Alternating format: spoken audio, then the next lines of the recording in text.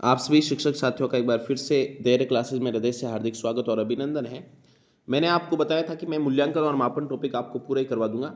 इसी क्रम में मूल्यांकन के बारे में बेसिक जानकारी मैंने आपको बोर्ड पे पूरी पढ़ा दी थी। अगर आपने अभी तक वो वीडियो नहीं देखा तो उसको आप अवश्य देख लें क्योंकि इस वीडियो से पहले वो वीडियो इस वीडियो का हृदय है।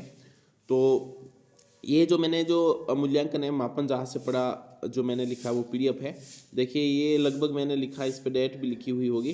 18 जून 2022 की बात है, यानी कि जुलाई 2022 से पेपर था, तो लगभग एक महीने पहले ही मैंने कहीं से पढ़ा था, तो वहाँ से ये है। देखिए मैं पूरी तरीके से समझाने की कोशिश करूँगा और इस पीडीएफ को मैं अपने टेलीग्राम चैनल पर डाल दूंगा, नीचे लिंक दे रखी है, उसके माध्यम से आप ग्रुप में जुड़ जाए। देखिए इससे पिछला वीडियो आप अवश्य देखें, तभी ये वीडियो आपको समझ में आने वाला है। यहाँ मुख्यतः बात करेंगे मूल्यांकन है। मूल्यांकन होता क्या है, हमने इससे पिछले वीडियो में देखा था। वीडियो आप देखें, मूल्यांकन मापन पहला वीडियो डाल रखा। आज इस मूल्यांकन मापन को कंप्लीट कर देंगे। देखिए मूल्यांकन एक सतत प्रक्रिया है कि मूल्यांकन एक निरंतर चलने वाली प्रक्रिया है, जबकि मापन एक समय विशेष की प्रक्रिया है। मतलब मापन के द्वारा हमने पढ़ा भी था, इससे पिछले वीडियो आप अवश्य देखें कि मापन के द्वारा हम जो मूल्यांकन लेते हैं उसको एक संख्यात्मक रूप में हम देते हैं। मूल्यांकन एक बहुपक्षीय पक्ष होता है, यानी कि एक सतत है तो सीधी सी बात है बहुपक्षीय होता है, जबकि मापन एक पक्षीय होता है। मूल्यांकन एक व्यापक अवधारणा है, संकुचित अवधारणा है। मूल्यांकन व्यापक अवधारणा है, जबकि मापन एक संकुचित अवधारणा है, क्योंकि इसमें संख्या के रूप में बालक का हम आकलन कर लेते हैं। ये गुणात्मक व संख्यात्मक होती है मूल्यांकन। देखिए मूल्यांकन संख्यात्मक इसलिए है क्योंकि जो मापन है वो किसका अंग है, वो मूल्यांकन का ही अंग है। तो मूल्यांकन भी एक संख्यात्मक और गुणात्मक दोनों प्रकार की है, जबकि मापन केवल मात्रात्मक या संख्यात्मक होगी। मूल्यांकन परिवर्तनशील है। जो भी हम बालक के गुणों को देखते हैं, एक समय विशेष में अलग हो सकते हैं और एक समय विशेष में वापस संशोधित भी हो सकते हैं, जबकि मापन जितने परसेंटेज जितने नंबर आ गए वो अपरिवर्तनीय होते हैं। इसमें गुणों का आकलन होता है, किसमें, मूल्यांकन में किसका आकलन होता है, गुणों का आकलन होता है। गुणों का आकलन होता है, जबकि इसमें गुणों को मात्रात्मक रूप में प्रकट किया जाता है। इसकी वैधता, विश्वसनीयता, वस्तुनिष्ठता पाई जाती है, जबकि हाँ बालक को केवल संख्या के रूप में उसको डिफाइन करना, उसको बताना तो एक संभव नहीं है, क्योंकि बालक में धीरे धीरे गुणों का विकास होता है, तो ये संभव नहीं है। इसकी वैधता मापन की उतनी है नहीं। 10वीं में कितने परसेंटेज थे उसका कोई 12वीं के परसेंटेज में मायना नहीं रखता, तो एक उसमें अपने आप में विश्वसनीयता, वस्तुनिष्ठता नहीं है। अब देखते हैं मूल्यांकन की विशेषताएं। पहली विशेषता है कि वेदता। जब मूल्यांकन किया जाता है तब उसी विषय वस्तु को मापन हो जिसके लिए मूल्यांकन को आयोजन हो रहा है। तो यहाँ आदर्श स्थिति मूल्यांकन की वेदता को दर्शाती है। मतलब जिस विषय वस्तु के लिए हम मूल्यांकन कर रहे हैं उसी का करें। विश्वसनीयता, मूल्यांकन के बाद प्राप्त परिणामों के मूल्य व्यक्तियों से जांच करवाने के बाद भी कोई परिवर्तन नजर नहीं आता है, तो ये अपने आप में विश्वसनीयता होती है। वस्तुनिष्ठता, ऐसा मूल्यांकन जिसका किसी भी जांचकर्ता या शिक्षक की रुचि का उस पर कोई फर्क ना पड़े, तो वस्तुनिष्ठता कहलाती है। व्यवहारिकता, मूल्यांकन व्यवहारिक हो, सरल हो, कम खर्चीला हो, कम परिश्रम वाला हो, तो ये व्यवहारिकता कहलाता है। उद्देश्य मूलकता, मूल्यांकन जिस उद्देश्य के लिए हम कर रहे हैं उस उद्देश्य की पूर्ति करने वाला होना चाहिए। विभेदकारिता, एक हम कह सकते हैं कि बालकों का हम श्रेणीवार मूल्यांकन के द्वारा श्रेणीवार वर्गीकरण हम कर सकें। व्यापकता होनी चाहिए, एक पक्ष से रिलेटेड नहीं होना चाहिए, उसके विषयगत के, उसके शैक्षिक शैक्षिक उपलब्धि आदि पर डिपेंड होना चाहिए। नैदानिकता, मूल्यांकन के बाद जब एक बालक में कमी नजर आती है या फिर वह आवश्यक सीमा तक अधिगम नहीं कर पाता है, तो अधिगम नहीं कर पाने का कारण पता लगाना नैदानिक व्यवहार होता है। आराम से, बहुत सिंपल लैंग्वेज है, तो आराम से आप इस पीडीएफ को देखिएगा, आपको समझ में आ जाएगी। समझाने वाली चीज़ मैं समझा दूंगा। सतत प्रक्रियाएं कि मूल्यांकन शैक्षिक प्रक्रिया का अंग है जो कि जीवन पर्यंत चलने वाली प्रक्रिया है। देख लिया हमने। मूल्यांकन के समय प्रतिभागी के सामाजिक वातावरण को ध्यान में रखते हुए मूल्यांकन को परिणामों तक ले जाने की उसकी सामाजिकता को प्रकट करता है, सीधी सी बात है। अब इंपॉर्टेंट आता है सतत और समग्र मूल्यांकन, जिसे हम सीसीई कहते हैं, कंटिन्यू और कॉम्प्रहेंसिव इवेल्यूशन। देखिए वर्तमान मूल्यांकन व्यवस्था में बालक के सर्वांगीण विकास को ध्यान में रखते हुए उसके लिए सतत समग्र मूल्यांकन को अपनाया जाता है, जिसमें बालक के लिए की गई व्यवस्था में सीखना व परीक्षण साथ चलने से उसे परीक्षा का भय नहीं रहता है, बल्कि उसका उत्तम विकास की दिशा में व्यवहार परिवर्तन अधिगम होता रहता है। मतलब सतत और व्यापक मूल्यांकन यही है कि बालक का कंटिन्यू हमें इवेल्यूशन करना है। एक समय ऐसे नहीं कि हम साल भर पूरे बालक को पढ़ाया फिर उसका मूल्यांकन करें, इस बात का विरोध करती है। सतत समग्र मूल्यांकन में सीखना और परीक्षण, ये दोनों ही चीज़ें साथ साथ चलती है, इसको ध्यान रखें।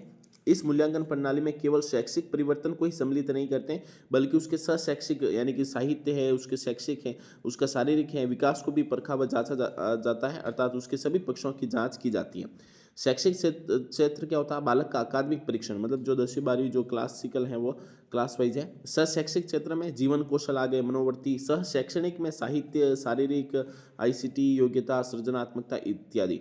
अब सतत समग्र मूल्यांकन में परीक्षण दो प्रकार के होते हैं, ये मोस्ट इंपोर्टेंट है। एक है एफए शॉर्टकट जिसे कहते हैं, यानी कि फॉर्मेटिव असेसमेंट, निर्माणात्मक परीक्षण। दूसरा है एसए यानी कि समेटिव असेसमेंट, योगात्मक मूल्यांकन।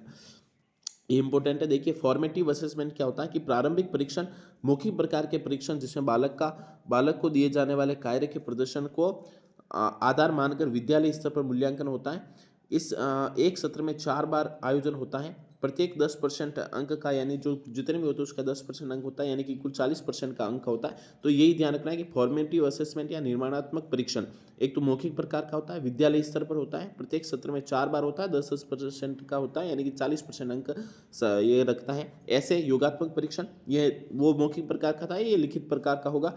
यह आयोजित विद्यालय स्तर पर होता है, परंतु इसमें प्रश्न पत्र व जांच कार्य में किसी बोर्ड या किसी विभाग का हस्तक्षेप या विभाग का हस्तक्षेप रहता है। अब देखिए इस परीक्षण में प्रत्येक अगले परीक्षण के लिए विगत विषय वस्तु को नहीं परखा जाता है। वर्तमान में 3 ऐसे होते हैं जिसमें प्रत्येक के लिए 20% अंक, यानी कुल 60% अंक निर्धारित होते हैं। वर्तमान समय में सतत समग्र मूल्यांकन में अंक व्यवस्था के स्थान पर ग्रेडिंग की व्यवस्था कर दी गई है। 91 से अगर 100 अंक तक है तो A1, 81 से 90 तक हैं तो A2। तो इस प्रकार से इस ग्रेडिंग व्यवस्था को देख लें, आप पूरा ही समझ में आ जाएगा, आप पीडीएफ को पढ़ लें। वर्तमान में प्रारंभिक शिक्षा के क्षेत्र में तथा सीबीएसई में माध्यमिक स्तर तक जो ग्रेडिंग सिस्टम है वो लागू है। अब आगे देखते हैं कि सतत समग्र मूल्यांकन के उद्देश्य। बालक का सर्वांगीण विकास हो, सीधी बात है। इसके लिए शैक्षिक सहशैक्षिकता शैक्षणिक पक्षों की जांच हो, सीधी बात है। बालक में व्याप्त परीक्षण के जो परीक्षा के जो भय है उसको मुक्त कराना, क्योंकि इसमें सतत परीक्षण होता है, सतत मूल्यांकन होता है। सीखने के साथ ही परीक्षण, ताकि कमजोरी रहने पर तत्काल उपचारात्मक शिक्षण कार्य किया जा सके। बालकों के सृजनात्मक, साहित्य, कलात्मक, कौशलात्मक, मनोवर्ती, अभिवृत्ति से संबंधित पक्षों को मजबूती प्रदान करना, कोई दिक्कत ही नहीं। आगे हम देखते हैं उपलब्धि परीक्षण निर्माण।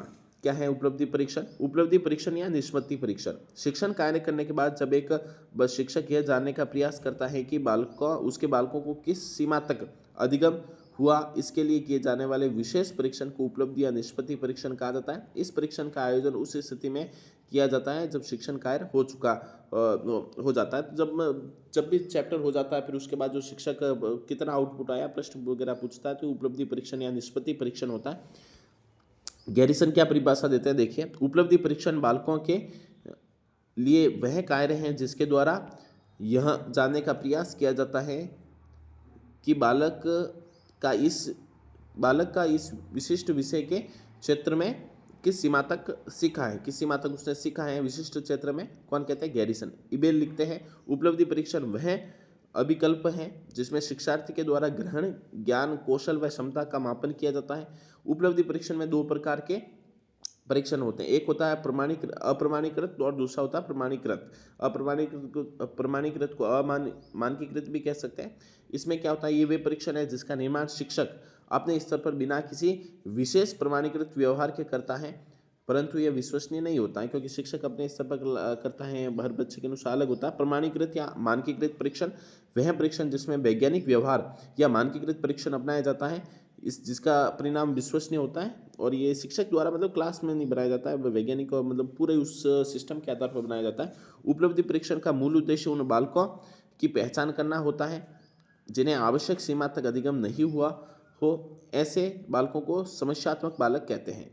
नोट, यदि उपलब्धि परीक्षण के द्वारा एक भी बालक समस्यात्मक नहीं मिलता है तो ऐसी स्थिति में आगे के परीक्षणों का आयोजन नहीं किया जाता है, सीधी सी बात है।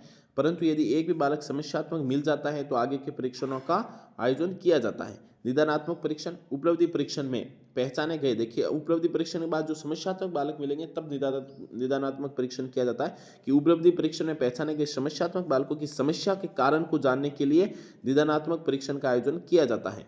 इस परीक्षण के माध्यम से जिन कारणों का पता चलता है उन कारणों को दूर करते हुए आगे की व्यवस्था की जाती है। उपचारात्मक शिक्षण निदानात्मक परीक्षण के माध्यम से पता चले कि कारणों को दूर करते हुए पुनः शिक्षण कार्य करना ही एवं समस्यात्मक बालकों को आवश्यक सीमा तक अधिगम कराना ही क्या कह रहे हैं, उपचारात्मक शिक्षण है। उपचारात्मक शिक्षण केवल उन बालकों के लिए किया जाता है जो समस्यात्मक होते हैं, यानी कि उपलब्धि परीक्षण के बाद हमें मिल जाते हैं कि निम्न बालकों में आवश्यक सीमा तक अधिगम नहीं हुआ है, वो बालक समस्यात्मक बालक कहलाते हैं। फिर उनके लिए उनकी समस्या, उनके अधिगम क्यों नहीं हो रहा है, तो उनके कारणों को जानने के लिए निदानात्मक परीक्षण किया जाता है और वो कारण जानने के बाद उनको दूर करने के लिए उपचारात्मक शिक्षण अधिगम वापस कराया जाता है। तो इस प्रकार से हमने जो मापन मूल्यांकन जो टॉपिक था उसको देख लिया। इसके साथ हमारा उपचारात्मक और निदानात्मक परीक्षण भी, उपचारात्मक शिक्षण और निदानात्मक परीक्षण भी काफ़ी सीमा तक हो चुका है।